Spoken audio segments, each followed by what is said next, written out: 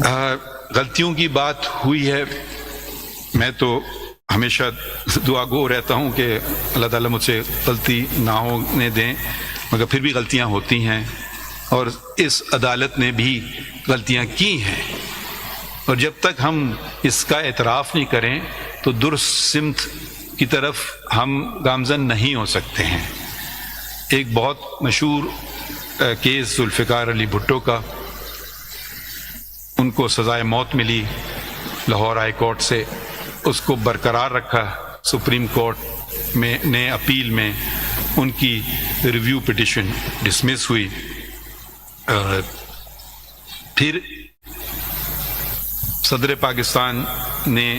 اس وقت کے جو آج پھر صدر پاکستان ہیں، انہوں نے ایک ریفرنس بھیجی 186 کے تحت، یقیناً سپریم کورٹ کا فیصلہ ریویو کے بعد اختتام پر پہنچتا ہے، اس کو بدل نہیں جا سکتا ہے، مگر انہوں نے اس بات کا تقاضا کیا کہ یہ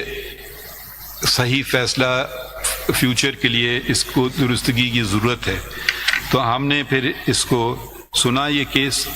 186 کے تحت کیسز میں نے پہلے بھی بات کی، کچھ ایک دم لگا دیے جاتے ہیں، کچھ کی سنوائی نہیں ہوئی،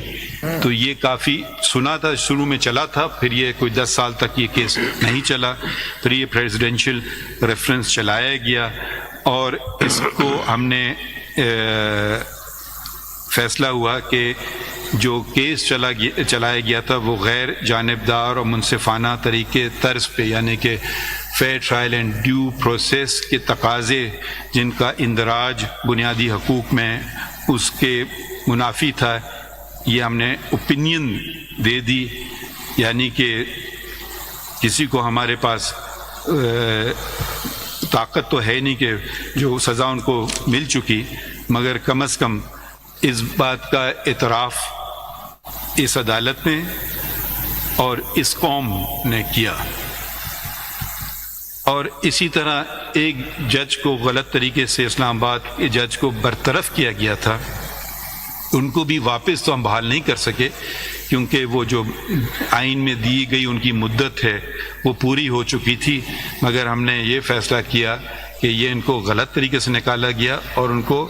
ریمووڈ جج نہیں، ریٹائرڈ جج تصور کیا جائے گا، تو یعنی کہ ان کو جو باقی لوازمات میں ملے جائیں گے۔ دوسرے بھی مقدمے کیے جو اہم نوعیت کے تھے، اور ایک شک آئین میں ہے مگر وہ سمجھی جاتی کہ بس جی وہ ایک ہے مگر اس پہ عمل نہیں ہوتا ہے، ہم نے عمل کر کے دکھایا، وہ آرٹیکل 6 کی شک ہے کہ جس کو ہائی ٹریزن یا اعلیٰ غداری، شاید پتہ نہیں اور کوئی بہتر لفظ ہے مجھے نہیں پتہ، کہ اعلیٰ غداری کا مقدمہ چلا تھا ایک آئین شکن پر جنرل پرویز مشرف پہ، وہ ٹرائبیونل بنا، لاہور ہائی کورٹ نے کہا کہ یہ سزا ٹرائبیونل دے نہیں سکتا تھا، جبکہ لاہور ہائی کورٹ کے پاس ایسا اختیار نہیں تھا، کیونکہ اس کا فیصلہ اس کی اپیل سپریم کورٹ میں کی جاتی ہے، تو وہ فیصلے کو قلعدم قرار دیا